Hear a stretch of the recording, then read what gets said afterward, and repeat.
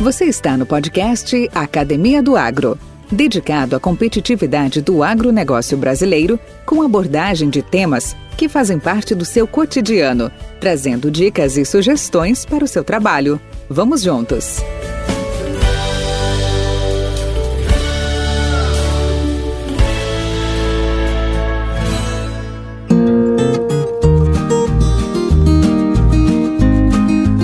Hoje o assunto é marketing. Hoje falaremos sobre temas como liderança estratégica, inteligência de negócios, eficácia da força de vendas, aspectos e tarefas muito relevantes nos dias atuais, em especial ao agronegócio. Para isso, teremos a presença de Frederico Barreto, especialista e líder na área de Business Intelligence, que estará compartilhando conosco a sua história e suas experiências. Podcast Academia do Agro. Bom dia, Fred. Satisfação em tê-lo aqui com a gente. Bom dia, Valdir. Obrigado aí pelo convite. Satisfação enorme poder falar contigo hoje. Que bom, cara. Mais uma oportunidade aí de rever um colega, um companheiro. Não posso falar antigo, porque você tem menos que 20 anos de amizade. Se pode se dizer assim, né? Mas assim, cara, me fala uma coisa. O objetivo do podcast, como você já acompanhou alguns episódios, que você inclusive fez seus comentários, eu até te agradeço muito pelo feedback, ele tem a ideia de a gente resgatar histórias, resgatar experiências de colegas, de agrônomos, de especialistas, de atores desse segmento tão evidente e cada vez mais expressivo no nosso país, que é o agro, né? Obviamente, o agro tem uma abrangência muito grande, não só pela importância, pelos números gerados, pelos benefícios promovidos, mas principalmente também pelas pessoas envolvidas, né? Hoje nós falamos, se alguém fizer hoje o contato com o nosso podcast, nós temos acesso hoje a 5 milhões e 200, 5 milhões e 300 mil famílias do agro, da área rural, né? Então isso é um negócio bastante expressivo realmente. Eu queria saber de você, com a sua experiência aí já de mais de 20 anos ou por volta disso, trabalhando seriamente aí, principalmente na questão de marketing, planejamento estratégico, gerenciamento de negócio, o que você pode trazer para nós de fatos marcantes da sua vida profissional que gostaria de compartilhar com os colegas? Mas eu acho que a primeira pergunta mais fácil seria assim: cara, conta um pouco da tua vida. Como é que você chegou até o momento hoje da sua vida pessoal e profissional? Fique à vontade. Legal, Valdir. Bom, primeiro sou filho de Carmen e Luiz Antônio. Tenho uma família com fortes raízes no comércio, no ensino e na agricultura, né? Tive bisavós comerciantes e agricultores, pecuaristas. Meus avós, maior parte dos avós, aí, 3 avós professores.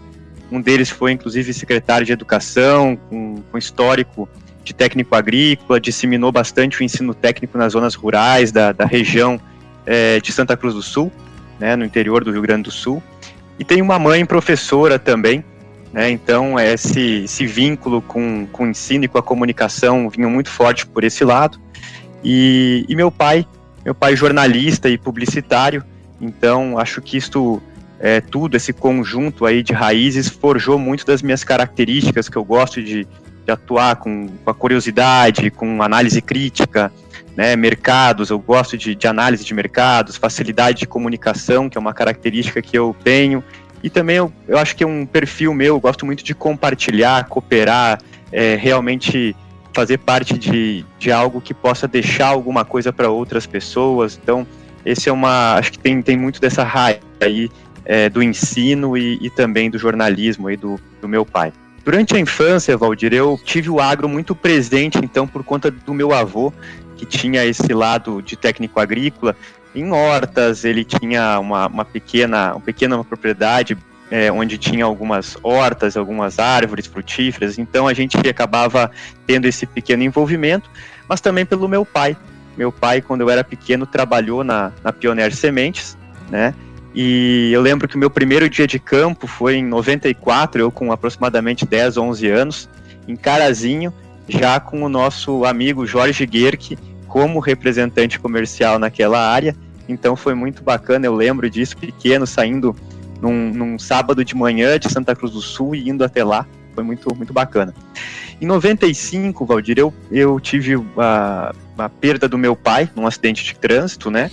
E acabou que a minha adolescência ela foi muito mais, então, voltada, estava aí com 12 anos, voltada à parte de tecnologia, né? E gostava muito de realmente olhar para essa questão de internet, que estava começando naquela época. Então, fui da geração do início da internet e isso me vinculou muito à questão de tecnologia, né? E o direito, acho que existia uma certa vontade pessoal de melhorar a celeridade da justiça, muito pelo que eu passei no processo de transição aí dos bens do meu pai e tudo mais, então foi um processo bastante moroso e que me levou muito para esse caminho. E aí, algumas coisas aconteceram na minha vida, né, desses 95 até 2000, praticamente quando eu encerro aí o ensino médio, né, eu tive uma rede aí de contatos familiares, amigos, e que ajudaram muito a gente na questão aí do pós-falecimento do meu pai.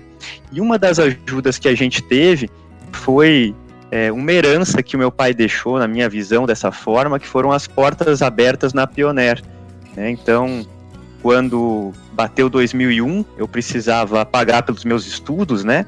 E aí, amizades que meu pai deixou dentro da empresa colaboraram para que eu tivesse uma forma de, então, começar a estudar e pagar pelos meus estudos. Foi então que eu comecei a fazer direito e comecei, ao mesmo tempo, com 17 anos, a trabalhar na Pioneer Sementes, né? Então, naquela época, com 17 anos, em 2001, a minha razão principal para ter um emprego na empresa era pagar minha faculdade, né? Minhas atribuições eram extremamente pequenas, né, de uma responsabilidade baixa. Eu trabalhava em marketing como temporário, estagiário, vamos dizer assim, e realmente mexia com dados, né, de CRM, merchandising, toda a parte mais operacional de marketing aí. E acho que foi muito importante, foram 2 anos muito importantes. Eu separo como meu primeiro pilar de formação, né, como pessoa, como homem também. Muitos valores eu acabei agregando a partir dali. Era de fato um moleque, né, como a gente fala, com 17 anos e meio aí, entrando na vida acadêmica. E eu acho que um grande marco ali foi que eu realmente consegui começar a incutir alguns valores profissionais e até de maturidade. E profissionalmente comecei a trabalhar muito e gostar muito da parte de análise, né, muito parte de análise de dados, análise de mercados, muito na parte operacional, mas já olhando e curioso por isso. Quando deu 2003, Valdir, então 2 anos na empresa, fui convidado para migrar então para a minha segunda fase, que eu julgo que foi uma das mais importantes da minha carreira, que foi trabalhar na área de tecnologia e produto, né, na área de agronomia da empresa, e com um foco mais analítico. Acho que as pessoas perceberam que eu tinha esse skill e, né, poxa, vamos trazer o Frederico para cá e vamos usar um pouco disso. A área precisava também se organizar com novas lideranças, novas pessoas, e aí veio muito esse lado de ir para o lado dos dados na análise de produto, de avanço de produto, de posicionamento e tudo mais. E eu, então, um acadêmico de direito, trabalhando em análise de dados de agronomia dentro da empresa, né? Eu acho que foi, como eu falei, um dos momentos mais relevantes da minha carreira. Foram praticamente 6 anos trabalhando nessa área. Por quê? Porque realmente eu pude ir na prática ao campo, conhecer mais do lado agronômico da empresa. Eu não tenho a formação técnica, mas eu acho que foram esses anos que me ajudaram a dar um pouco mais de solidez, sem dúvida, ao conhecimento que eu precisava para o que eu vinha fazer depois. Então, acho que foi muito bacana, guardo boas memórias, aprendizados enormes, e realmente foi ali que eu comecei a ver que eu gosto também desse negócio, eu gosto do agronegócio, eu gosto da empresa, gosto de como a gente lida com o nosso público, né? Então, acho que os valores da empresa começaram a fazer mais sentido ainda para mim, e eu em 2008, recém-formado em Direito e muito afim de jogo também na empresa, eu cheguei numa encruzilhada, o que eu faço da minha carreira, da minha vida. Saio e vou migrar então para a área do Direito, busco internamente um caminho pela área do Direito, ou mudo completamente o curso. E aí, conversando com líderes, conversando com as pessoas, a gente sempre muito transparente, né, na empresa, recebi então uma sugestão e um convite para liderar, coordenar a criação de uma área de inteligência de negócio, inteligência de mercado, que pudesse colaborar com a empresa num novo passo também de análise de dados, né, e de fazer a tomada de decisão do seu planejamento comercial mais voltada por números, por informação, por métricas. E aí, então, eu tomei a decisão ali com 25 anos, em 2008, de que eu não iria seguir o caminho do direito, e sim que eu gostaria de desenvolver a minha carreira no agronegócio e nessa questão de marketing, vendas e gestão. E foi aí que a gente, então, construiu grande parte do que a empresa teve naquele momento do ponto de vista de métricas e controles, dashboards. Foi um momento bastante bacana, porque a empresa vinha crescendo também, era o início da biotecnologia no Brasil, então foram várias coisas ao mesmo tempo que culminaram num bom momento. E aí, em 2011, a empresa teve uma expansão enorme no Brasil, aí, e nessas decisões fui convidado para focar um pouco mais do meu trabalho no planejamento de territórios comerciais, ou seja, de como poderíamos ajudar em companhia a melhorar a efetividade de vendas com um número mais adequado de pessoas no campo, uma otimização realmente dos treinamentos comerciais, enfim, então uma correlação muito grande aí entre várias áreas do ponto de vista de marketing, agronomia, vendas, treinamentos técnicos comerciais e as métricas que suportavam tudo isso. E até aí então, Valdir, foram 11, 12 anos de companhia. Estava amadurecendo, né, com 28 anos, quando recebi um convite para o que eu chamo do terceiro grande estágio de carreira, um convite para sair da companhia, né, um salto importante, um desafio importante. A razão da minha mudança naquele momento era muito para eu me testar, para eu conseguir aprender novas coisas e ser desafiado. E aí saí.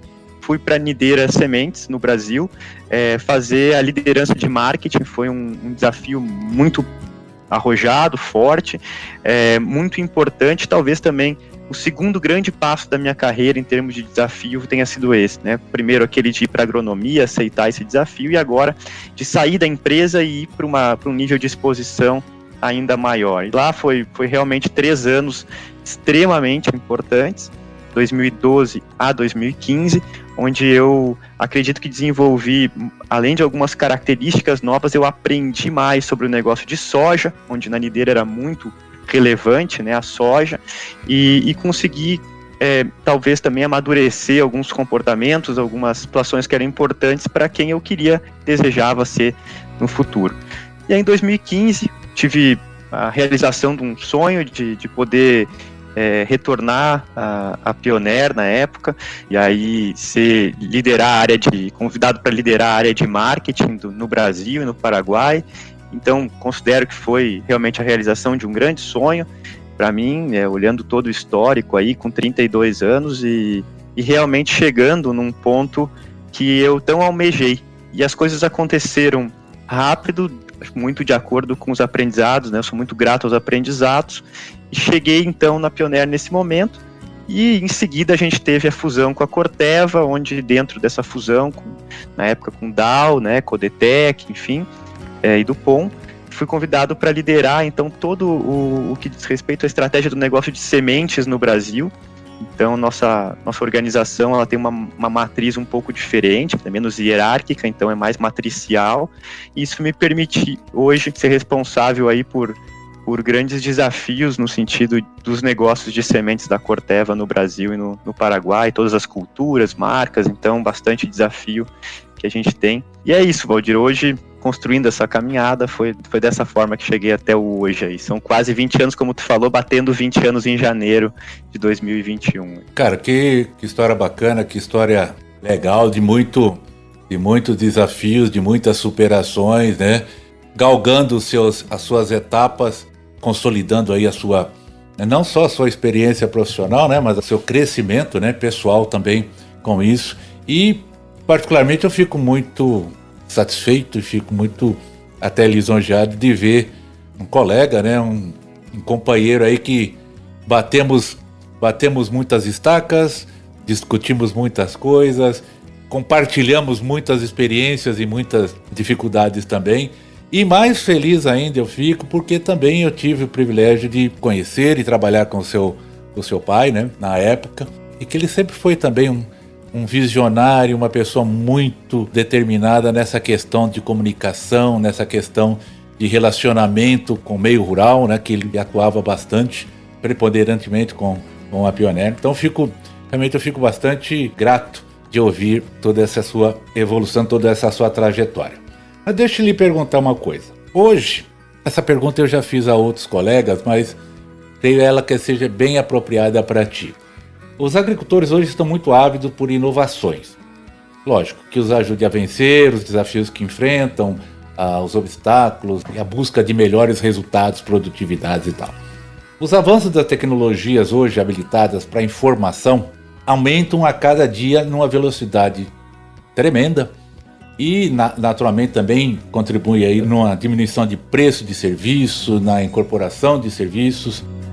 Hoje, quais são os principais benefícios que os agricultores ou as empresas, melhor dizendo, podem oferecer nesse quesito inovação e tecnologia para atender os produtores? Bem, Valdir, eu creio que a gente possa dividir essa questão de inovação em alguns pilares, né? Um pilar importantíssimo que vai nortear muito tanto do investimento de inovação quanto do desejo do agricultor é o pilar do produto, ou seja, o que podemos inovar em termos de produto.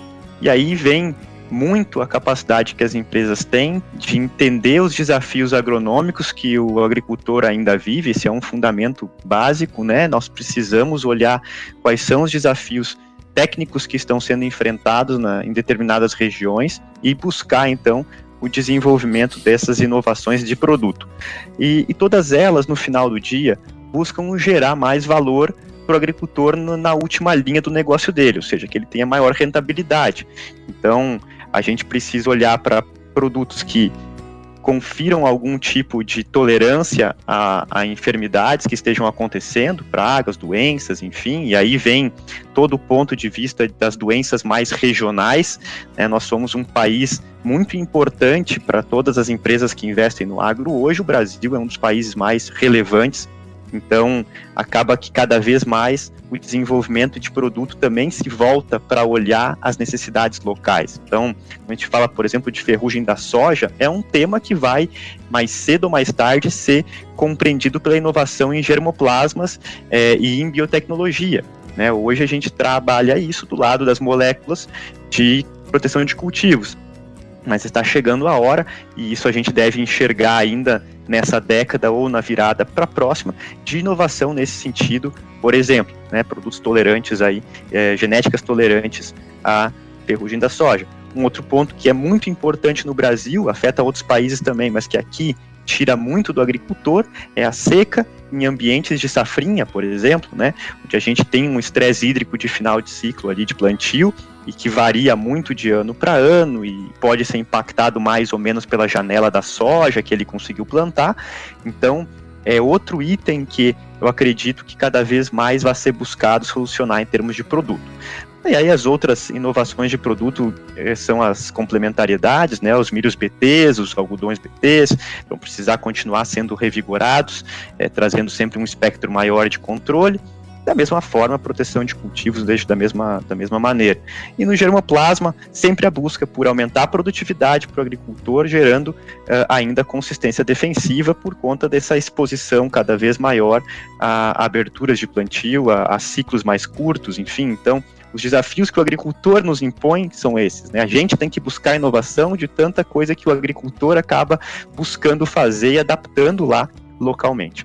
O outro pilar, eu acho que é a inovação no ponto de vista de serviços, né? E o serviço pode ser considerado um serviço adicional ao produto, como tratamento de sementes, que cada vez vão vir com mais opções, como também os serviços que norteiam toda a cadeia dele de produtiva, desde da preparação do plantio, com toda a parte do digital entrando no apoio, aí entra toda uma agricultura digital possibilitando ele compreender melhor o lote dele, né, conseguindo entender aonde ele pode tirar mais dentro daqueles talhões, qual talhão tem maior potencial, qual precisa ser melhor preparado. Então existe a preparação de plantio, tomadas de decisão vinculadas a essa análise, e depois também um serviço que vai englobar o monitoramento da lavoura, que aí o digital vai ajudar, mas ele é em parceria sempre com um bom agrônomo para poder recomendar, né? E por fim, toda a negociação de grãos. Então eu acho que o serviço que vai envolver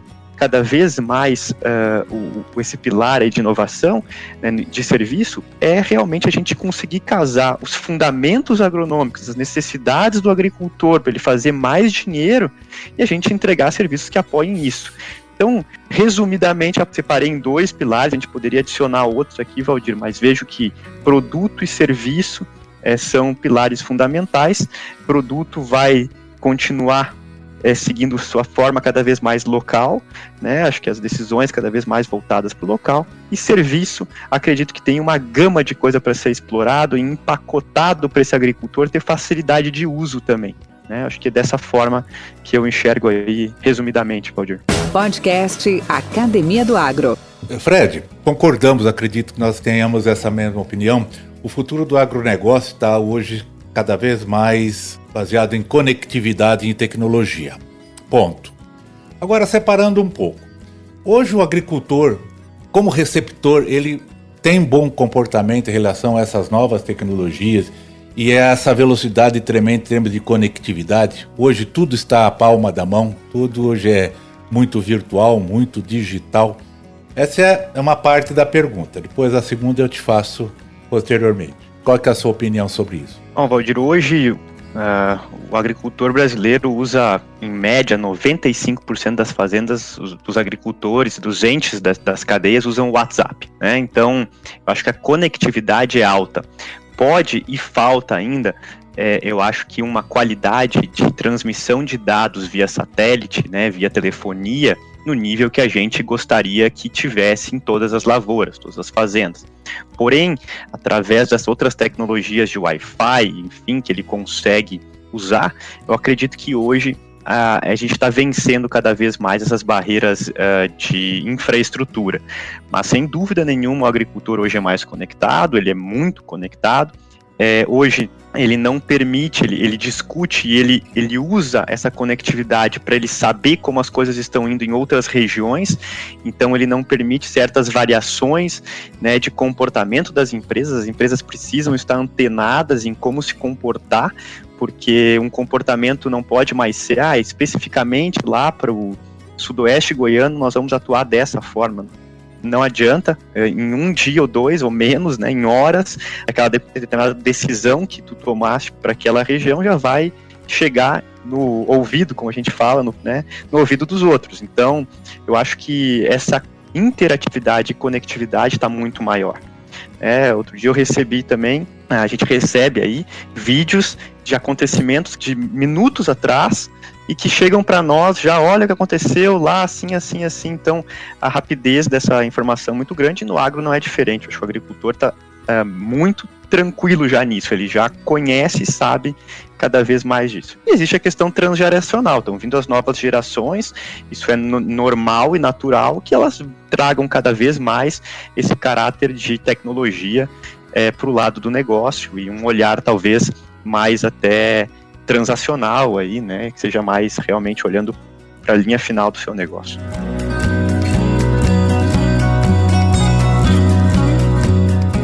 Fred, e qual é a contribuição da tecnologia hoje, no modus operandi hoje do nosso time operacional, comercial, perante a esse agricultor hoje mais informado, mais tecnificado, mais conectado?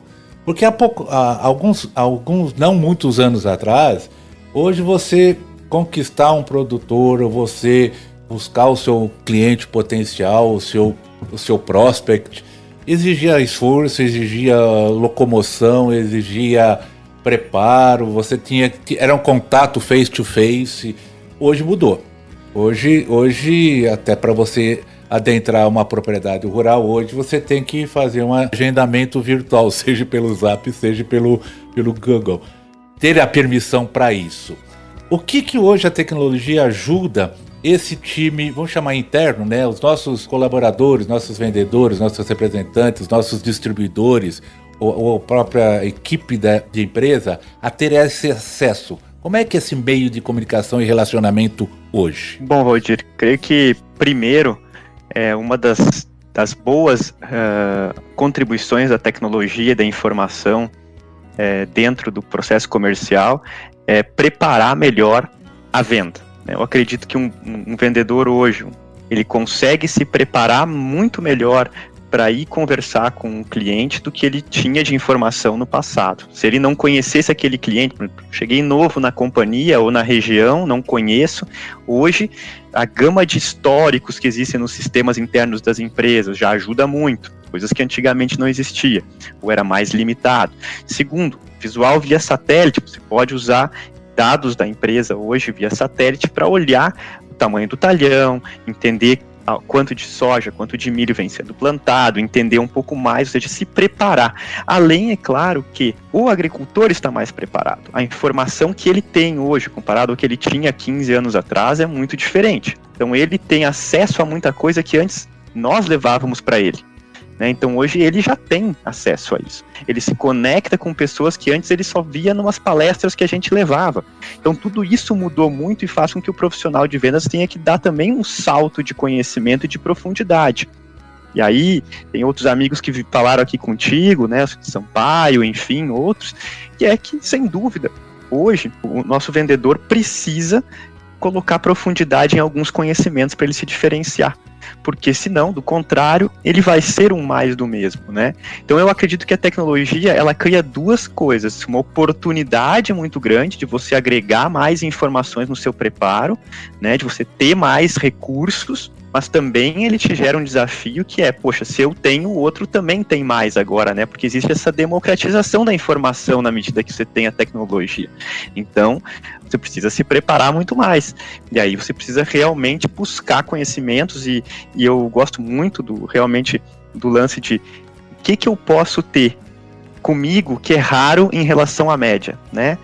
Então, há 20 anos atrás eu vi uma palestra, ainda na época de colégio, de um professor, ele é um filósofo cientista do trabalho, e ele dizia, o Ronaldinho Gaúcho, na época, né, ele não ganha o que ele ganha porque ele tem o melhor chuteira ou coisa assim, é porque ele é raro. Você ganha de acordo com a sua raridade. Quanto mais raro você for, quanto mais diferente da média você for, né, pro bem, claro, mais você tende a ser diferenciado na questão de quanto vão te valorizar e te pagar. Então é natural e é o processo, para mim, é o mesmo.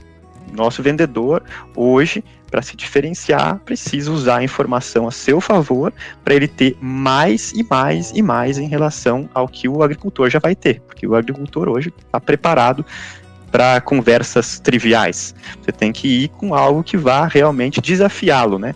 Então esse é o nosso desafio também corporativo, que é como desenvolver equipes comerciais para serem cada vez mais curiosas e engajadas no próprio autodesenvolvimento.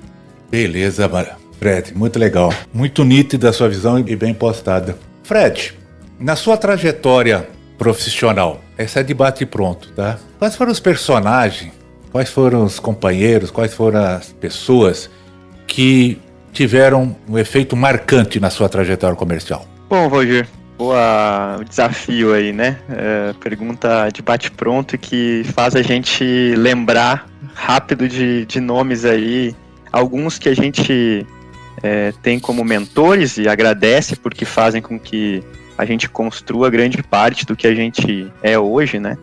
E outros que foram companheiros da jornada, que tiveram ali suando mesmo sangue junto, né, e enfim, passando pelos desafios. Vou lembrar de alguns, e é muito difícil, porque a gente acaba, às vezes, deixando um ou outro de fora, mas rapidamente e com o motivo principal. Acho que um grande marcante, assim, é o o Daniel, muita gente que me conhece sabe disso, Daniel Glatt, por conta da oportunidade que ele me deu e pela franqueza que sempre ele lidou e lida com todos à sua volta para buscar ser coerente com o que ele pensa. Então, acho que a coerência e a coragem de expor a sua ideia, eu acho que é algo que sempre me trouxe muito marcante e enfim, né? Então é uma gratidão muito, muito forte e também, assim, certa forma, dentro das características que cada um preserva, acho que é um bom exemplo também de profissional para mim. E aí tenho, dentro desse grupo aí que ele compunha, né, eu lembro muito do Cláudio Peixoto, que também, com a sua genialidade criativa e com a sua leveza profissional, né, conduzia as coisas sempre com diversão. Acho que isso era uma coisa muito bacana do Cláudio e que eu trago. Por outro lado, sempre gostei e acho importante ter o lado maduro, focado, sério e analítico do Carlos Verlan, por exemplo, que fazia o balanço. Então, ter esses balanços me mostra que é importante, até mesmo corporativamente, você ter essa diversidade de formas de agir, de se comportar, né? E a senioridade e a visão comercial muito séria do Carlos, eu acho que era muito importante, do Carlos Verlan, para nos garantir a questão da captura de valor, né? Da gente realmente levar para o lado importante comercial aí, de valor do produto que a gente entrega e dos serviços.